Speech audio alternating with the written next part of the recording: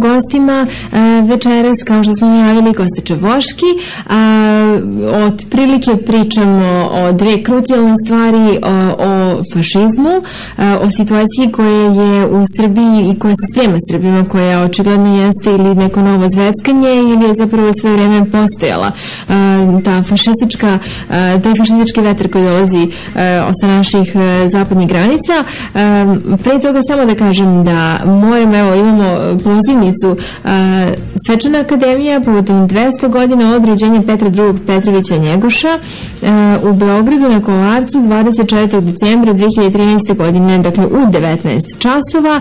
O knjizi govore profesor dr. Jovan Striković, profesor dr. Miloje Rakočević, profesor dr. Savo Marković, zatim istoričar Radovan Damjanović, izdavač dr. Momčilo Vukasinović, naravno Marija Kovačević, autor.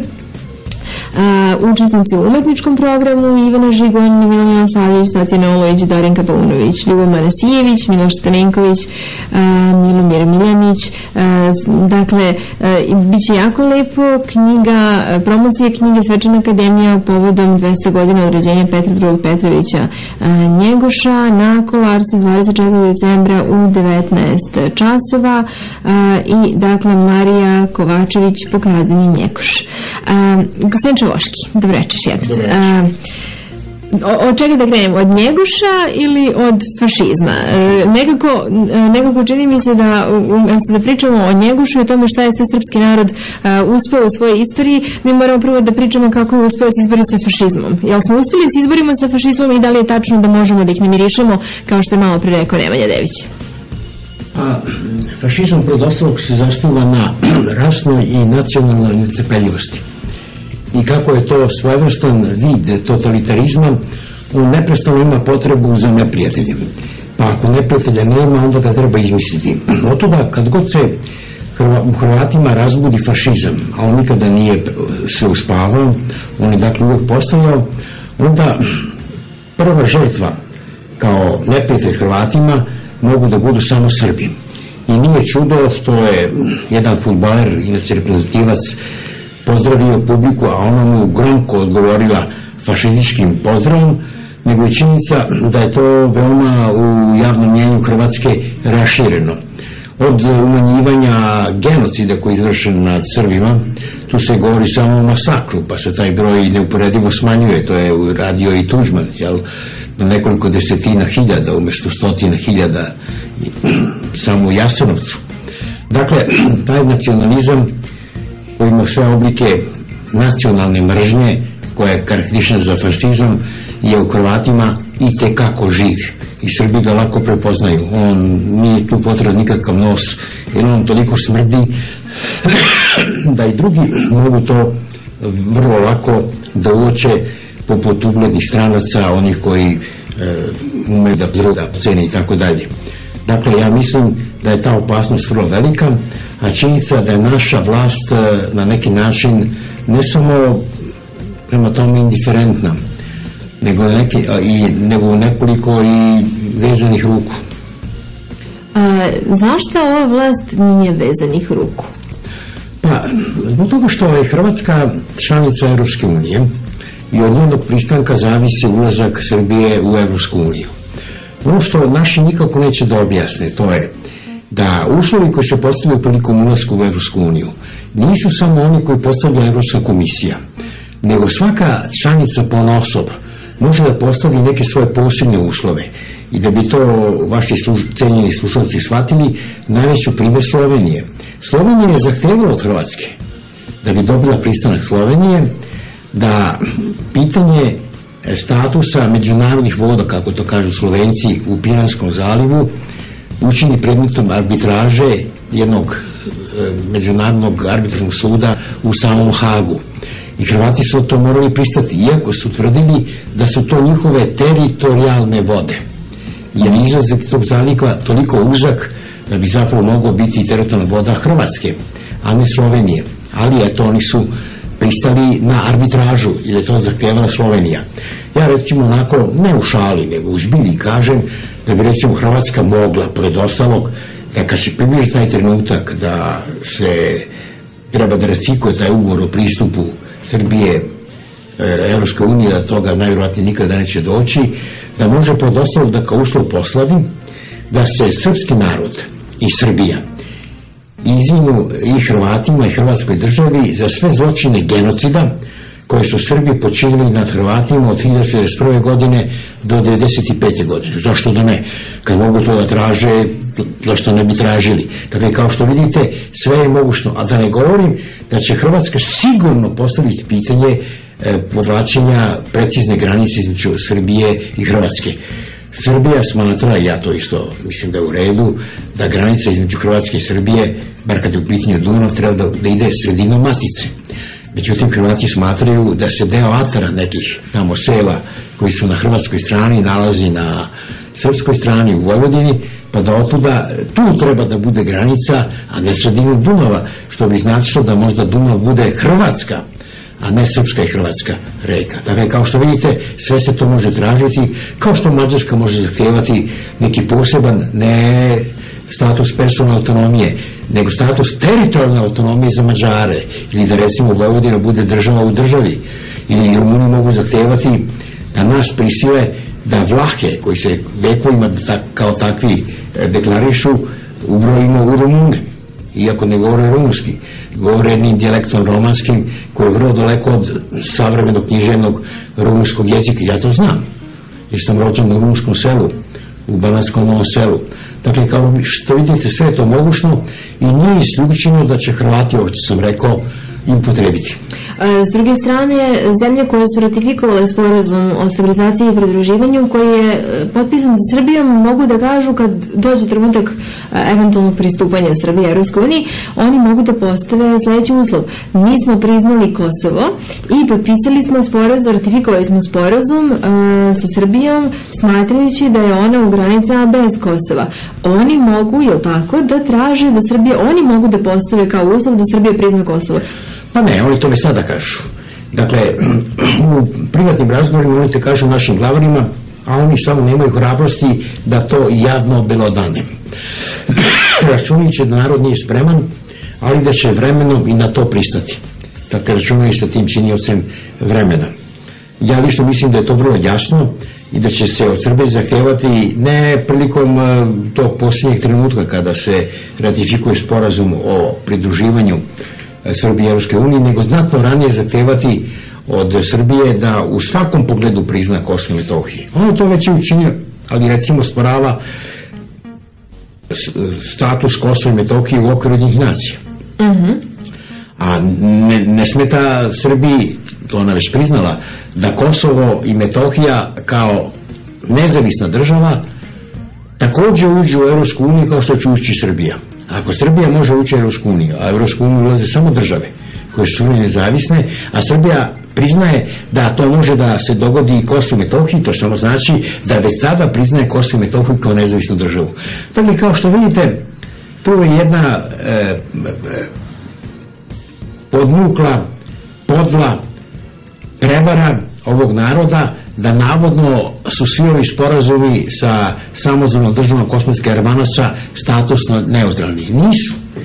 Mi već sada na osnovu tih sporazuma priznajemo da su Kosovo i Metohija izvan teritorije BiH. A čim su izvan, kao što je izvan i Bugarska ili Bosna i Hercegovina, to znači da su nezavisna i suverena država. Sa druge strane, otvara se pitanje i Vojvodine, po svemu sudeći. Mihajlovićka je danas više puta naglasila da građani Vojvodine imaju pravo na drugačiju vlast, da građani Vojvodine treba drugačije da žive. Da li je to samo najavljivanje vanrednih pokrajinskih izbora ili je to i signal da su spremni da Vojvodina dobije svoje građanstvo i da ona bude posebna, jer ona je skoro potpisala, imala svoju rezoluciju donela vezano za pristup Europskoj uniji. Mnogo koraka koji su u posljednjih mesec dana napravljeni i ove izjave nekako sugerišu nezavisnost. Ja sam se uvijek čudio kad ljudi poput Čanka i drugih tvrde da je Vojvodina regija kakvih ima u Europi onoliko. Nema takvih regija. Ja ne znam ni jednu državu u sastavu Europske unije koja ima Vojvodinu. Italija je regionalna država, ali nijedna od tih država ne donosi zakone, niti ima svoje sudstvo. To su provincije. Francuska ima departmane. Kako to da Mađarska, koja je otprilike većine kao Srbija, ili Hrvatska, koja je znatno manja, nemaju recimo autonomije, nego imaju samo županije?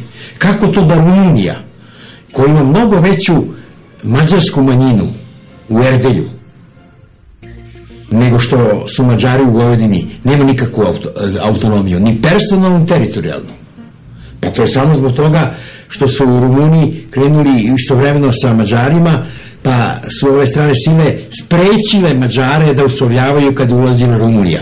Jer Rumunija mora, kao i Bugarska, biti nagrađena što je svoje aerodrome i vazdušni prostor stavila na Sjevernoatlantskog paktu kada je izvršena agresija na Jugoslaviju 1999. godine. Evo, javljaju nam se putem Skype-a, postavljaju pitanja. Gospodin Blažo kaže iz Nemačke, ovako pozdrav znači za Nemce, to za početak, i za Srbe u Nemačkoj. Kaže, pozdrav vama gospodine Čavoškom, pitanje je šta učiniti da Rusiju danas u Beogradu ne dočekuju oni koji su dočekali Crvenu armiju u oktobru 1944. jer je stanje nešto približno isto, samo što su Rusi danas Rusija, tada su bili Sovjeti, svetski proletarijat, a mi smo nažalost manje više ostali isti. Kako vam se čini ovo pitanje? Kad je u pitanju Rusija, ja znam da postoje duboke istorijske veze između Srbije i Rusije, kao što postoje između Crne Gore i Rusije, mnogo dublje još, jel? Kada je došlo do rata između Rusije i Japana, Crna Gora je proglasila rat sa Japanu, pa su se ovi čudili koja je ta država, jel? I dugo vremena nikada mir nije bio sklopljen, jel? Japanci to nisu ozbiljno uzimali. Nažalost, iako postoje, dakle, te istorijske veze između Srbije i Rusije, ipak svaka država rasuđuje realpolitički. I mi to moramo znati. Dakle, u ovom trenutku Rusija bi voljela da ima na Balkanu jednu državu koja bi bila njena saveznica. Ne samo zbog toga što smo mi istog porekla, i Bugari su istog porekla, pa su u Atlantskom paktu. Je li tako? Tako. I neka su Bugari bili mnogo bliži Rusiji nego što smo mi bili u vreme sklapanja Sanstefanskog mira. Ne zbog toga što su oni bili draži Rusima, nego što su bliži Bosforu i Dardanelima, za razliku od Srbije koja nije toliko blizu, jel? Pa su razlozi bili geopolitički. Također su Makedonci bliski Bugarima, kao pravoslavni i tako dalje. Međutim, Rusija ima potrebu, jel, da ima jednog ozbiljnog saveznika, i to smo mi, ali naravno pod odgovarajućim uslovima. Oni su vrlo jasno stavili do znanja da ukoliko mi uđemo u Atlantski pakt, da se svaka saradnja, a naravno i pomoć, prekida. I to je vrlo ozbiljno upozorenje. Ja se bojim da ovi naši glavari to nisu ozbiljno shvatili. Ja lično mislim da Rusija ne bi primila blagonaklono ni ulazak naš u Evropsku uniju i da je smeta ovo što mi praktično de facto priznajemo Kosovo i Metohiju. Ali eto, kako su krenuli naši glavari tim putem, nije uobičajeno u javnim nastupima tako nešto sporavati. Može biti da oni to u privatnim razgovorima nešto kažu. To je pod ostalog stavio Putin do znanja Nikoliću, da kada je Nikolić kao gost bio u Moskvi, po jednim izvorima čekao je Putina 90 minuta, a po drugima nešto manje od 1 sata. U svakom slučaju to je vrlo uvredljivo i pokazuje kako Putin na njega gleda kada je dozvolio kao domaćin da kasni recimo 90 minuta. Teo je baš da ga ponizi i uvredi. Odakle ta potreba da se ponizi ili uvredi Nikolić? To s jedne strane, a sa druge strane, da li je Rusija prosto svesna, kad kaže možete u Europsku uniju, ali ne u NATO, da li je u stvari Rusija svesna toga da Srbija kad bude došla u situaciju da uđe u Europsku uniju, ta će prosto morati i u NATO? Ja koliko znam samo 2 države, to su Kipar i Malta, i Švedska naravno, to je 3, jel? Nisu članice Atlantskog pakta. Norveška je izašla iz Europske unije, ona je članica Atlantskog pakta, a Engleska, odnosno Velika Britanija, će možda izaći, bit će referendum sljedeće godine, a ostaće članica Atlantskog pakta. Dakle, te 2 stvari su povezane i vrlo je teško, pogotovo kad je mala država, da bude članica Europske unije, a da ne bude članica Atlantskog pakta, i to pred ostalog može da bude i taj novi posljednji uslov, kao što će biti i priznanje potpuno Kosova i Metohije i ulazak Kosova i Metohije u Ujedinjene nacije kao nezavisne i suverene države na samom kraju tog procesa, ako on nikad stigne do svoga kraja.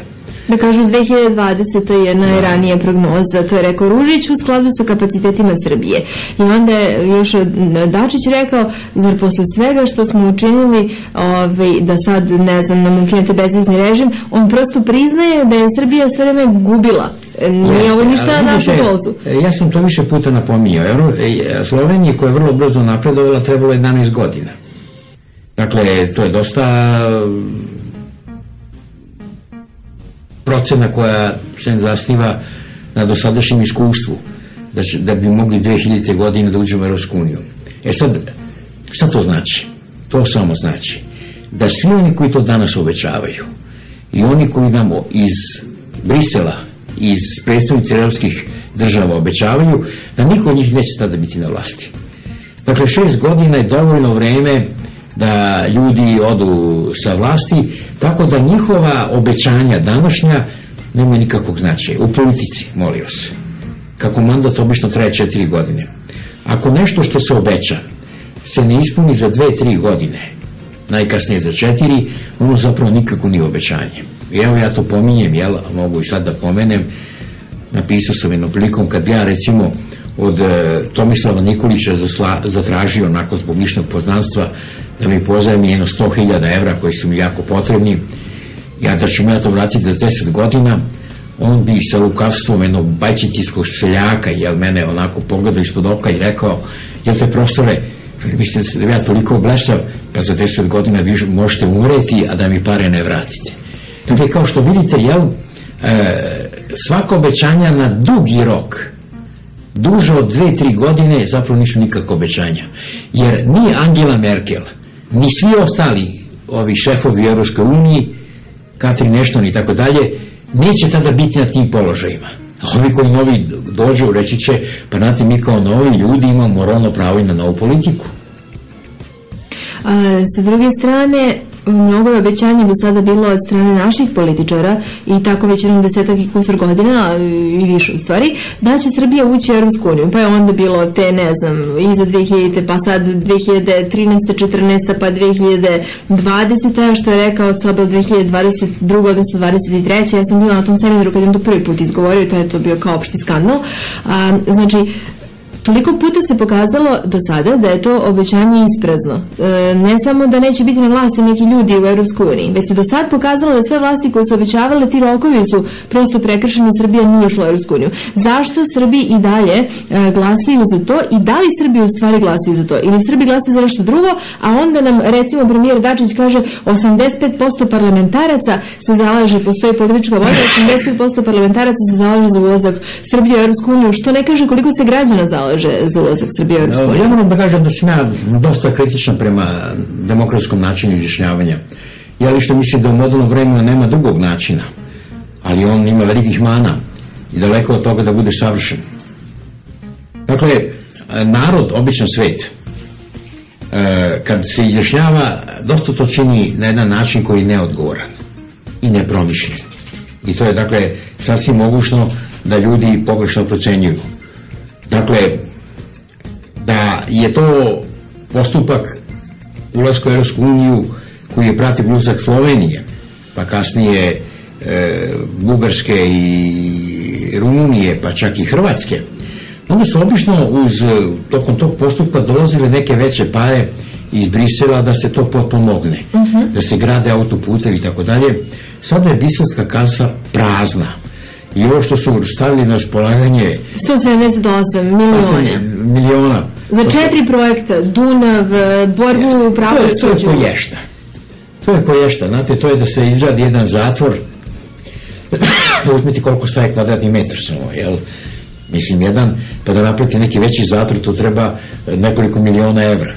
Dakle, treba 10, 15, 20 miliona evra da napravite jedan solidan zatvor ili da, ne znam, napravite luke ili da obeležite mesta na Dunavu koja su opasna i tako dalje.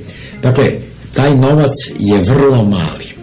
Tako da čak ni to što je narod nekad očekivao, da kad krenemo tim putem, pa da će još tad doći pare i da će se standard poboljšati, kao što vidite, Ništa od toga neće biti, nego može biti samo gore. Dakle, niti će para dolaziti iz Brisela, i to u narednih 7-8 godina, niti će dolaziti strane investicije, niti su ovi u stanju, sem da za sebe kradu, da ište učine dobro za ovaj narod. Sad, postoji se pitanje kako mi sve to podnosimo. Ja lično mislim da već odavno ovom zemljom vladaju stranci.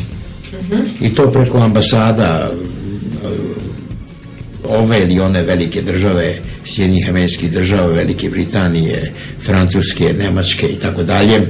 I da oni odlučuju u svemu, što je bitno.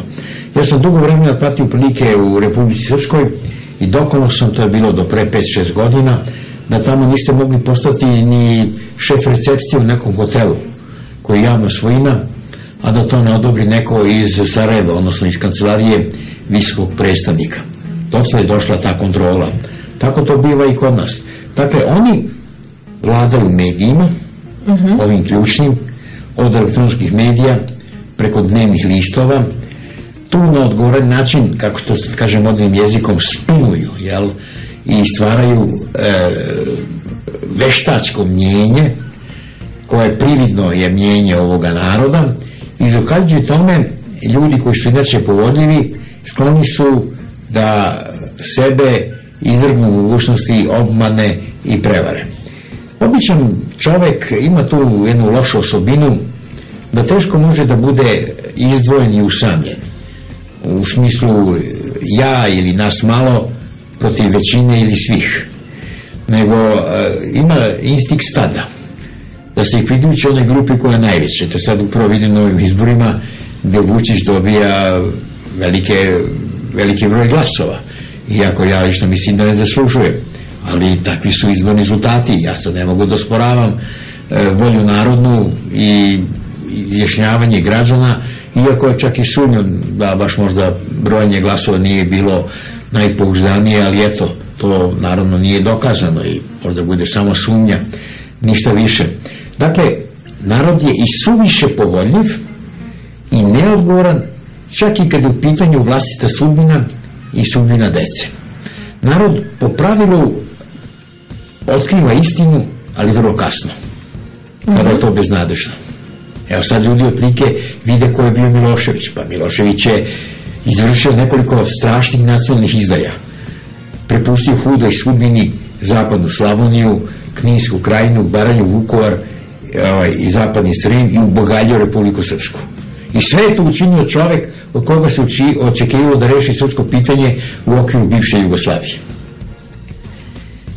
Kakvi su bili Vučić i Tomislav Nikolić? Pa znamo da su do pre 2 godine govorili. Na web sajtu Dveri se tačno mogu vidjeti govori koji su oni izgovorili, što u Kosovskoj Mitrovici, uoči posljednjih parlamentarnih izbora, što ovdje u Beogradu, uključujući ne samo govore Tomislava Nikolića i Aleksandra Vučića, nego i Ivice Dačića i Velje Ilića. To se nalazi na vašem web sajtu. Ja to više puta slušam, pa se čudim kako ti ljudi imaju smelosti da danas govore drugačije. I kako ih niko od novinara ne pita, pobogu čoveče.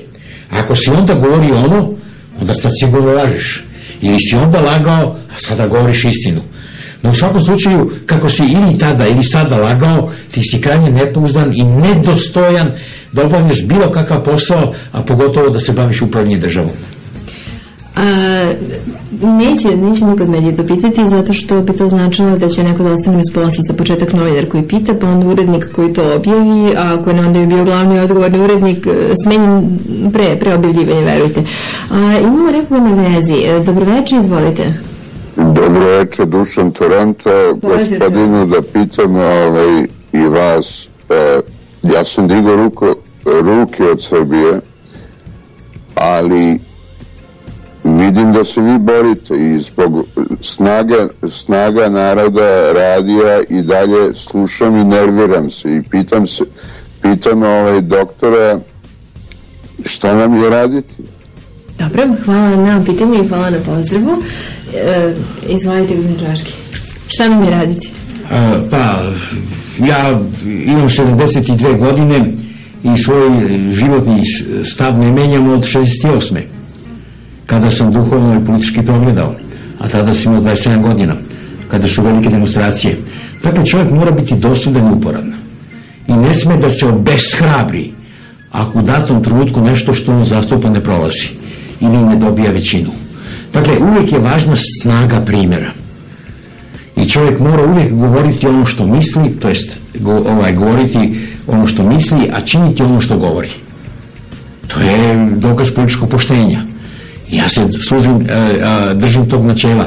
Da li sam uvijek bio uspješan, ja to ne mogu da procijenim, to treba neko drugi da čini, ali moramo težiti da budemo takvi. Ja to prepućujem gospodinu koji pita. Dakle, ne treba da diže ruke od Srbije, nego treba da se trudi da ono što je saznao dobro promisli, drugima saopšti i razmisli kako bi on mogao da utiče na druge, pogotovo na ove u ovoj zemlji koji glasaju. Ja smo čuli u Torontu. Ja želim da pošaljem pare Snazi naroda na PayPalu. Hvala, to volimo da čujemo. Šta da kažem? Ne, ozbiljno, Dijana, ali toliko mi svi kažu da su dveri izvikane, da opet strane ambasade ima da odluče ko će bude tu novi vlasnik. Pljačka je prošla, ja više ne znam kome da verujem. Ja ću da vam objasnim sljedeću stvar. Snaga naroda je radio koji je slobodan i otvoren za sve opozicijone stranke koje su patriotske i za sve pokrete i organizacije koje su patriotske. Da li je neko izvikan, to je drugo pitanje, ili pitanje svih pitanja, s obzirom da su dveri bile stožer i jesu stožer fronta patriotskog opšte narodnog protiv vlade Srbije, to jeste, a s druge strane Snaga naroda je slobodan radio koji je dostupan svima onima koji se bore za tu patriotsku i srpsku stvar. Ako neko želi da pomogne radiju Snaga naroda, to može učiniti putem PayPala. Ja mislim da je uputstvo na onom čuvenom sajtu www.snaganaroda.rs, a ja ću pitam profesora Čavoškog šta je to što čini da se javlja sumnja kod ljudi u patriotske snage. Da li je to loše iskustvo koje smo imali sa recimo SNS-om i Vučićem i Nikolićem koji su se proglašavali patriotama, ili Slobom Miloševićem za koga su vikali Slobo Srbina, Srbije ustave, pa ispade da je sve ovo ovde. A moje pitanje za vas je šta neko treba da uradi da bi imao vaše poverenje? Znači, jel me čujete u Kanadi? Ja slušam. Znači, to je pitanje ključno. Šta neko treba da uradi da bi imao vaše poverenje, recimo? Evo, profesor Čavoški... Da nema vas, da nema profesora Čavoškog, koga slušam zadnjih 20 godina. Ja više ne znam kome da se obratim. Srbija je lažna država. Ja sam bio, pokrali su me tamo. Mislim, strašno. Evo sad će profesor odgovoriti. Znači, kako i kome da verujemo? Pa evo jedan veliki srpski političar s kraja 19. početka 20. veka je rekao da je on u svojoj karijeri mnogo lakše prepoznao sposobnost ljudi s kojima je sarađivao nego njihove karaktere.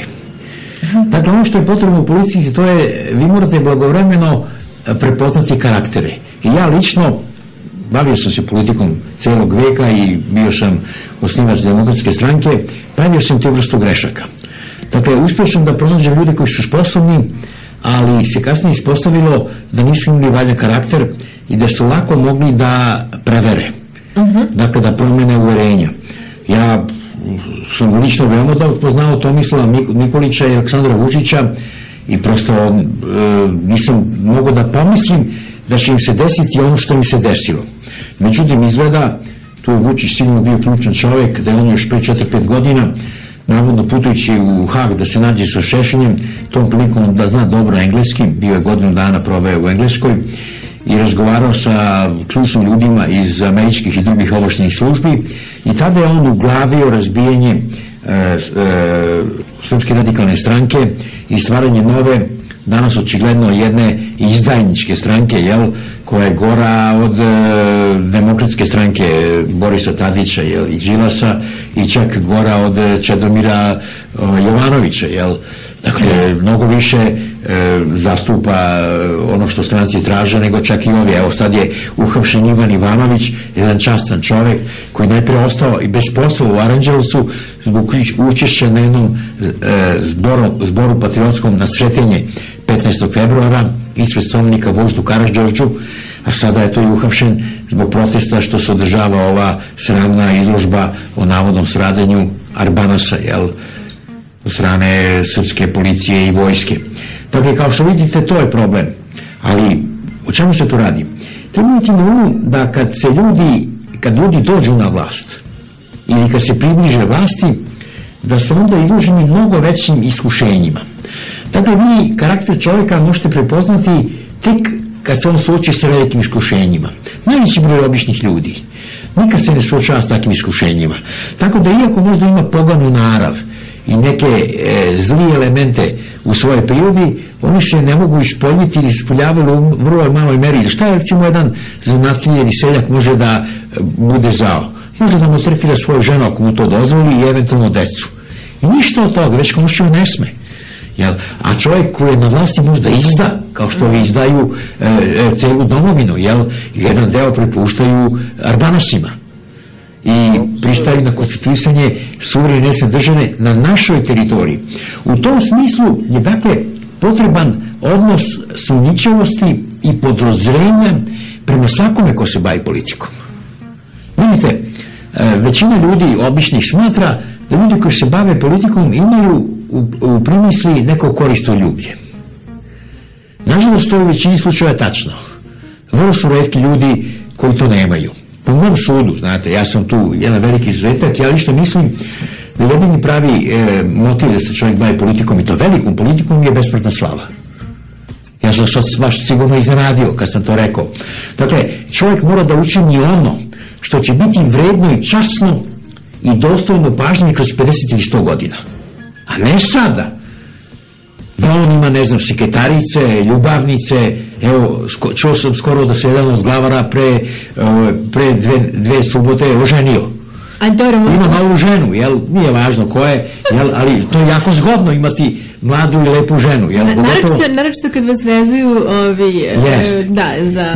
vidite, dakle, ja lično mislim, dakle, da je samo besmrtna slava jedini pravi motiv. Naravno, ako čovjek i suviše teži slavi, onda može da rizikuje i da uvede zemlju u rat, pa da ga izgubi i tako dalje, zato što pogrešno procenjuje. Dakle, kao što vidite, posao ljudi koji se bave politikom je opasan i rizičan.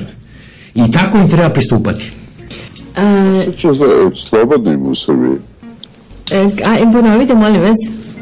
Da li se osjećate slobodnim, jer neće da vas hapse zato što to pričate? Evo, Ivanovića su uhapsili, istina, ali valjda nas neće ovaj put. Policija je upadala u ovaj radio Snaga naroda, odnosili su opremu i tome slično, pa su onda dobri ljudi iz inostranstva pomogli i poslali neke kompjutere i neku opremu da nadomestimo da bi mogli da nastavimo rad.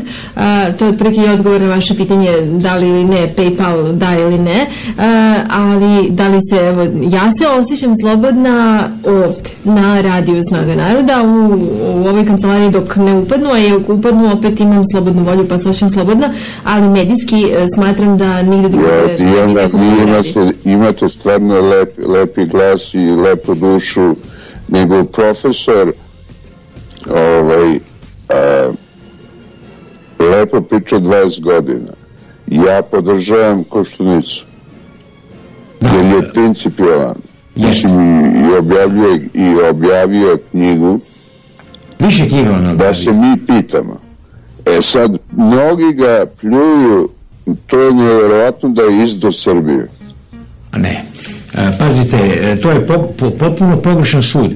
Vi možete njemu zameriti da nije bio dovoljno čvrst, da nije bio dovoljno uporan, da je sarađivao sa pogrešnim ljudima, znate, ali ne možete dovesti u pitanje njegovo osnovno uverenje. A njegovo osnovno uverenje je patriotsko, odnosno rodoljubivo. Dakle, on je za očuvanje integriteta bio države, bio je protiv odcepljenja Crne Gore, kao što je bio i protiv predavanja hudoj sudbini Slavonije, Kninske krajine, Zapadnog Srema, Vukovara, Baranje i tako dalje. Jedino što možda za razliku od mene ne koristi tako oštre izraze. Ja recimo ove naše glavare kvalifikujem kao veleizdajnike. On recimo ne koristi takve izraze. To nije u njegovoj prirodi. Iako ono što on govori vidi se da je izdaja. Jer čim je govori o tome da se on ne odliču dela teritorije države, koliko se ja razumijem u istoriju, a mislim da se dobro razumem, to je još od rimskih vremena bila veleizdaja. Lex Majestatis je to zabranjivo i to krivično delo se zvalo lesa majestas. Dakle, veleizdaja, jel? Ali eto, on u tom pogledu može biti da zbog svoje naravi, koja je blaža, a možda i tako više premišlja, jel, ne deluje tako čvrsto, jel, kao što bi možda neki ljudi očekivali. Profesore Čeverski, da stvarno da vam čestitam i na hrabrosti. Hvala vam. Hvala što ste zvali. Imamo nekog drugog na vezi, čini mi se, imamo. Preko Skype-a nam se još neko javlja, postavlja pitanje. Dobro, bit će pitanje, evo ovako, da li je Srbija na pragu građanskog rata, pita nas nekog putem Skype-a, a ja generalno eto da pitam taman koliko je u skladu to što je u parlamentu i koliko je u skladu ono što narod stvarno misli. Znači, vraćam se na onu priču od 85%. Koštunica je jedina opozicija u parlamentu. Jesmo li na pragu građanskog rata? Ja mislim da nismo. Građanski rat je jako ozbiljna stvar i građanskom ratu prethodi ne samo nestrpeljivost, nego vrlo izrazita mržnja. A toga ipak među nama nema. Dakle, kada su u pitanju odnosi unutar srpskog korpusa, ja mislim da su oni manje više tolerantni i da oni koji to zaoštravaju su uglavnom ovi sa vlasti i to samo u pojedinačnim slučajima, poput recimo progona Ivana Ivanovića ili Predraga Golubovića koji je ostao bez posla, otpušten iz Narodne banke zbog učešća na tom zboru na Sretenje 15. februara ove godine i tako redom. Jel? Dakle, ja lično mislim da građanskog rata nema ni na pomolu, jel? A kamoli da se o njemu može govoriti i to je relativno dobra stvar. A da li se osjećate slobodnim s tim u vezi? Ovo što je malo prepitao čovjek iz Kanade koji se javio. Pa sad nezgodno je pričati o svojim neprilikama. Ja sam pre nekoliko godina redovno sam predavao na Palama, najprije sam tamo bio uhapšen pa priveden, pa su došli stranci, jedno njih 20-ak u fantomkama, pa su pretresali moj apartman, ja sam proteran iz Bosne i Hercegovine. Nedavno sam ovdje u Beogradu osuđen za uvrede jednog mog kolege koji je tvrdio da se status srpskih svetinja na Kosovu i Metohiji treba da uredi kosmetskim ustavom i kosmetskim zakonima i to pre 3,5 godine, dakle pre ovih Briselskih sporazuma. Ja sam to nazvao izdajom i sudija, zove se Snežana Đokanović, je to kvalifikovala kao krivično delo uvrede i izrekla mi kaznu od 200.000 dinara, koja nije mala imajući u vidu moje imovinske prilike, ali eto čovjek mora da to podnese i da izdrži, jel? Dakle, kao što vidite, nije to bez rana i bez ogebotina, jel? Ali eto, život je takav, čovjek treba da izdrži, pa po cenu i da ponekad nešto pretrpi. Naravno, to je mnogo manje od onoga što su doživjeli ovaj Ivan Ivanović, koji je uhapšen, jel, to je strašna stvar. Da, opet uhapšen. Inače moram da kažem, on je trebalo da bude gost večeras ili sutra kod nas, ali eto, mislim prosto... Evo, gostuje u zatvoru. Da, tako da, eto, to je jedan stvar za znati. Pitanje je ovako, da li je moguće, profesora, da se formira jedan zajednički patriotski blok koji bi predvodile Dveri, DSS, radikali i ostale patriotske snage da bi spasili Srbiju od okupacije i propasti? Pozdrav, Gordan Lazić, Kosovska Mitrovica. Mitrovici pozdrav, Laziću i vama veliki pozdrav. Profesore, front je neki napravljen, Dveri su krenule sa tim. Koja je šansa da se tu priključi DSS i Srpska radikalna stranka? Pa ja sam o tome dosta razmišljao i Dveri su recimo pokušale par puta i u Zemunu i u Odžacima i u Kostolcu da idu zajedno sa Demokratskom strankom Srbije na lokalne izbore. Pa se pokazalo da to nije bog zna šta, a eto ovdje na Voždovcu Demokratska stranka Srbije je prešla cenzus i to vidno, jel, a Dveri su osvojile 3,7%, što je ozbiljan rezultat, znači da je ipak, da su birači prepoznali Dveri kao stranku, nije do duše prešla cenzus, ali to ne znači da u buduće negde neće preći i da će ući ne samo u opštinsku vlast, nego i u parlament. Ja se toplo nadam. Ja sam razmišljao da li je bolje da idu svi zajedno. Bojim se da to nije najbolje, zato što ima dosta birača koji bi rado glasali za Dveri, ali ne bi recimo za Demokratsku stranku Srbije. Pogotovo ima onih koji bi glasali za Srpsku radikalnu stranku, a ne bi glasali ni za Dveri, ni za Demokratsku stranku Srbije. Pa možda tako je to, treba nastaviti da se ide u 3 kolone, pa kako Bog da.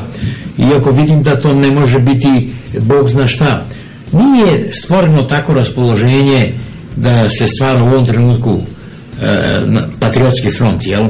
Pogotovo bi bilo sporno ko bi bio predstavnik tog fronta, jel? Logično je bilo da to bude Vojislav Koštunica kao šef najjače stranke, ali bojim se da na to radikali, pogotovo Vojislav Šešelj, koji odavno pogrešno procenjuju iz Haga ove naše prilike, ne bi nikad pristali. S druge strane, ukoliko se desi da se u narodu prepozna u toj masi, u toj količini, da su Dveri i Patriotski blok neka veća snaga, pa ako se prepozna da je DSS veća snaga, pa radikali još veća snaga i desi se da ova vlast bude smenjena, neko nas pita u tom slučaju da li će ipak da bude građanskog rata. Ja mislim da se iza ovoga u stvari krije ono suštinsko pitanje da li bi ova vlast ikada otišla ili će pre da proba da se proda istoku ako već ne bude mogla da ostane na zapadu, ako prepozna da je raspoloženje u biračkom telu tako da se okreće ka istoku, a onda dolazim i do onog pitanja da li Srbija ima svog Janukovića, o čemu sam obećala da ćemo večeras razgovarati. Budućnost je neprozirna i vrlo teško predviđati. Ja nisam siguran šta će biti za godinu, dve, a kamoli na neku dužu stazu. Dakle, kao što vidim, stranci su duboko ušli ovde u sve naše institucije, neprikosnoveno vladaju i upravljaju, i to ne samo ljudima koji su na vlasti, nego i mnjenjem ovoga naroda. Tako da je to vrlo teško promeniti. Da li se to eventualno može promeniti u budućnosti, ja nisam siguran. A zapravo nekog Janunkovića ja ne vidim na vidiku ko bi to mogao eventualno biti. Sasvim su druge prilike u Ukrajini, pa tamo ima veliki broj Rusa koji su se našli u granicama Ukrajine, jer niko kada je povlačio granice Ukrajine nije mislio da će se Sovjetski savez raspasti, pa je to bilo svejedno. Recimo Krim je isključivo ruski i pripada ruskoj istoriji, seostovotske priče ili šta ja znam, jel? Zna se kome to pripada, ali onda zbog geografskog položaja Hruščov u jednom trenutku uspio da progura odluku da se Krim izdvoji iz Ruske federacije i pripoji Ukrajini, pa je sada u sastavu Ukrajine, iako je to potpuno nepravično, jel? Dakle, veliki broj Rusa u Ukrajini, oni nisu polovina, ali nisu ni zanemarljivi, glasao za Janunkovića, onda još neki Ukrajinci, i tako je on došao na vlast. Dakle, tu je situacija takva. Kod nas nema takvih građana koji su ipso facto za Rusiju kao takvu. Niti misle da se tu nešto može uraditi. Dakle, Rusija bi morala biti blagonaklonija, raditi isto ono što rade zapadne sile. Ja sam odavno govorio o ruskim diplomatama, da duže u porednim razgovorima, da moraju imati ne jedan, nekoliko dnevnih listova, da moraju imati nekoliko televizija. Pa tu je potrebno samo nekoliko miliona evra da bi se napravila jedna solidna televizija. Ili što je još bolje, da se kupi neka od postojećih televizija, recimo kao što je bila Avala ili šta ja znam, jel? To se moglo uraditi. A da li se moglo? Od čega to zavisi? Da li iko sme da im proda? Ne, ja mislim da Rusi tome nisu bili skloni. Da su oni uvijek govorili da imaju neka preča posla, to su Ukrajina, pa to su Gruzija, pa pribaltičke države, pa ne znam, Belorusija i tako dalje, a mi su relativno daleko. Tako da je moja procena da ruska vlada nije spremna da sa većim sredstvima, a time sa većom snagom, uleti ovde na Balkan. Dakle, nije dovoljno samo govoriti da ne treba da uđemo u Atlantski pakt. Oni moraju imati svoja glasila, jel, koji bi uređivali ovde Srbi patriote, koja bi tako nešto zagovarala. Tako da se pojavi na televiziji neko ko tvrdi da treba da uđe u Atlantski pakt, isto tako jedna moćna televizijska stanica mora da ima protiv odgovor, a ne da to budu samo Dveri. A da li mislite da ćemo ući u tu fazu kada će ruski kapital moći da dođe i da kupi, da ne bude Onda bi stvarno moglo doći, nego pitanje je što nije dolazio. Jedino su kupili ovu industriju nafte. A strateški gledano, da li Rusija ulazi u neku novu fazu u kojoj će imati i aktivnu politiku na Balkanu? Pa meni se čini da će pre Kinezi nego Rusi. Pa ste Kinezi su ovladali Afrikom. Uveliko su pojavili u Latinskoj Americi sa ogromnim sredstvima. Pa ste ovo gradnja mosta ovoga, koliko ima Kineza u Beogradu, a koliko ima Rusa. Jeste primetili jednu rusku radnju, a koliko ima kineski radnji. Evo ja sam nedavno u jednoj kineskoj radnji kupio baterijsku lampu za 250 dinara. Ono što me iznenadilo, to nema onoga računa, fiskalnih računa. I onda sam saznao da zapravo vlast naša toleriše njihove radnje da prodaju bez fiskalnih kasa. Dakle, nisu ti kineski prodavci toliko moćni, nego je to kineska država preko svoje ambasade insistirala da se oni ostave na miru i da mogu da svoju robu prodaju bez fiskalnih računa i da ne plaćaju porez. Dakle, vidite koliko je Kina moćna. I to nadire u ovom trenutku sa ogromnim parama svuda u svetu. To Rusija još uvek ne radi. Da li on nema dovoljno sredstava ili ima neke druge prioritete, ja to ne mogu da procenim.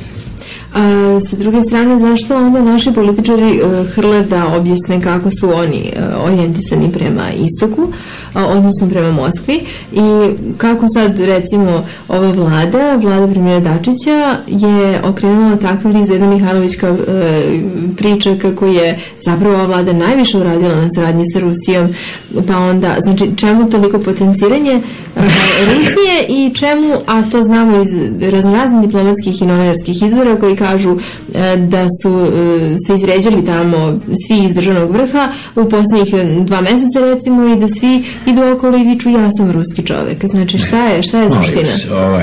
Pa, ja sam to naučio u svom dugom životu, da reči političara više služe obmanjivanju i zavaravanju, čak i samo zavaravanju, nego ukazivanju vlastitog stava.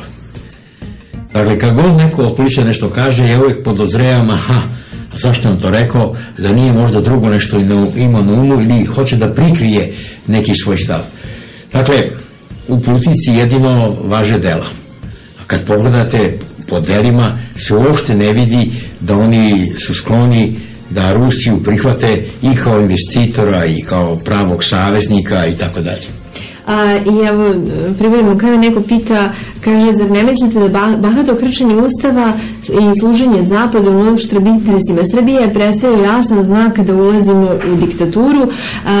To otprilike se vraćamo na ono pitanje sa početka, da li je Srbija jednopartijska zapravo i da li će da se ispuni san koji Vučić sanja ili koji su mu možda na zapadu malo pomogli da sanja, da će da osvoji apsolutnu vlast i da onda da li klizimo u diktaturu? Vrlo je nezgodno kad jedna stranka ima većinu u parlamentu i ima svog predsjednika. To je trenutno Srpska napredna stranka. I sad izgleda da ima izvjesni nesporazuma, a možda i sukoba između Nikolića s jedne i Vučića s druge strane. To je možda i dobro. Ali za sada sve pokazuje da se zapravo približavamo jednoj vrsti samodržavlja, ja taj izraz koristim, umjesto diktature. Diktatura je istorijski bila nešto drugo. To je bilo sredstvo za stanje državne nužde, bar u Rimu je bila republikanska ustanova. Dakle, samodržavlje. To može biti, to je dakle kad jedan čovjek o svemu odlučuje. Ono što sprečava konstituisanje pravog totalitarnog poretka je činjenica da tu nema odgovarajuće ideologije.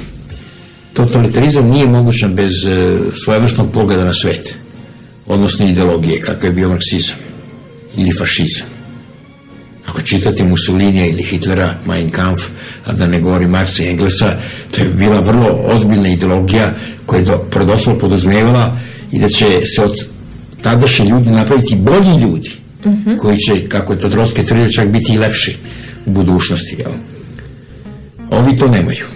A s druge strane ne mogu da nahrane ovaj narod. Tako da se ja bojim da je to sve na kasku stazu, i više izraz njihovog straha i nesigurnosti nego prave namere da nešto ozbiljno uradi.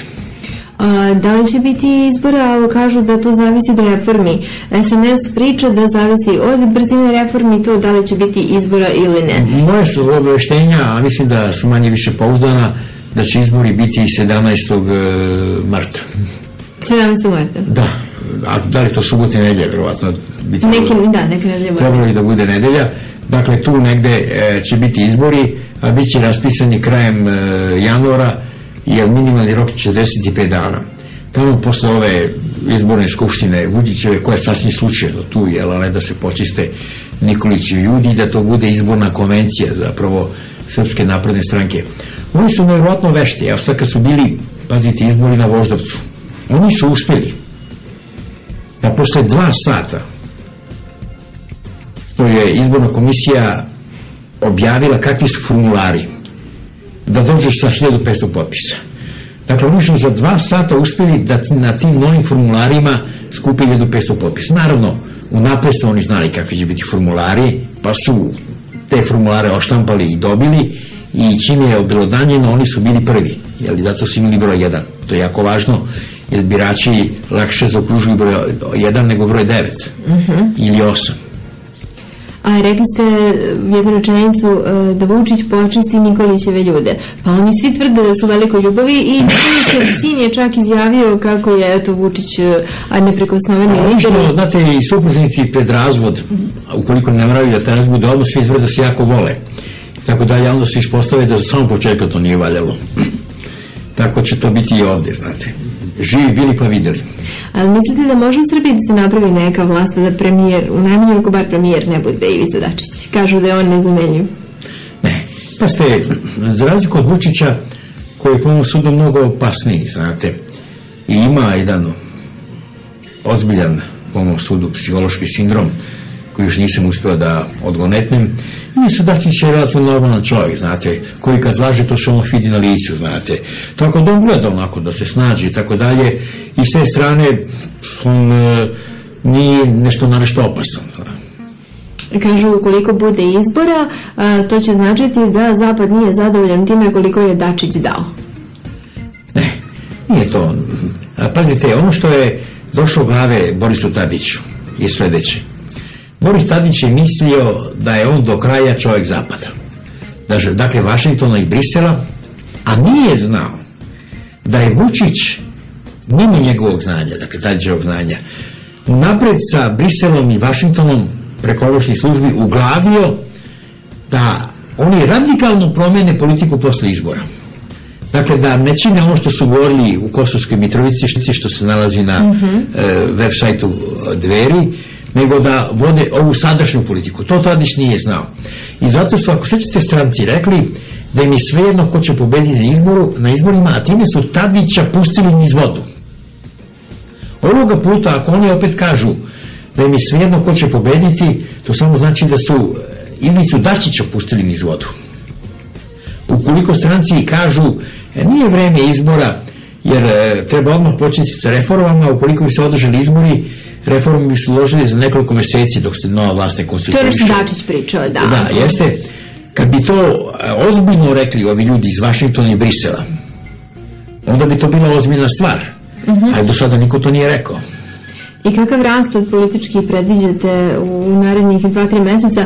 Hoćemo li opet imati vlast koja će biti svejedno ili će ovaj put morati da priznaju da patriotske snage kao što su Dveri prelaze cenzus? A jedno je koje su naše želje, a drugo je šta će stvarno biti. Ja iskreno želim i podržavam Dveri da uđu u parlament. Mislim da je tu bila neka stvar, novi ljudi za kojima se nikakav rep ne vuče, čije ruke nisu upravljane. Naravno, ne mogu ja za svakog jemčiti, ali većina ljudi je svedočena ne samo u patriotskim stavovima, nego i u političkom poštenju. To je jako važno za politiku. To bi dakle bilo jako korisno i ja sam spreman kao stariji čovjek, od nekog iskustva, da podržim Dveri. A kakav će rezultat biti, ja stvarno ne mogu da predvidim. Iako bih voleo da Dveri bar uđu u parlament, kao što želim i svaki uspeh i Koštunici i Srpskoj radikalnoj stranci. Ali bojim se da raspoloženje nije baš tako. Čije raspoloženje? Pa prostog sveta. Jer se njima manipuliše. I jel postoji neki način da se njima ne manipuliše, samo ako nekim čudom dođe ruski kapital pa otvori medije, pa onda mediji izreklamiraju da ćemo biti u redu biti patriota? Pored ovog vaše radija koji se može pratiti samo preko interneta, a to čini među 15 i 25% mlađeg učenijeg sveta i tako dalje, potrebno je nekoliko televizijskih stanica snage B92. Razumete? Koje bi zastupale suprotno stanovište. I tek onda se nešto može izvesti. Eto, svi oni koji žele da Srbija bude slobodna znaju šta im je činiti i oni koji žele da narod bude slobodan pa da ima izbor i da onda glasa sprem tog izbora znaju šta im je činiti. Profesor, imate li neku poruku za kraj? Pa evo, ja slušalcima ovog radija Dveri želim svako dobro, jel? I nadam se da će nastaviti ne samo sa praćenjem ovih vesti, nego da će svoje prijatelji i komšije nagovoriti da to isto čine. Najlepše hvala za gostovanje. Bila je ovo još jedna okupacijona hronika na Slobodnom radiju, Radio Snaga naroda. Veliki pozdrav svima, naročito ljudima iz dijaspore koji se javljaju i koji pomažu. Želim vam da se što pre u Srbiji pojavi medijska alternativa i još neki drugi nama konkurenti da budu jednako slobodni kao što smo mi, iako mogu još slobodniji ako je to moguće, jer onda će Srbija i Srbiji konačno da se probude, da progledaju i da se izbore za pravo da budu patriote, a da to ima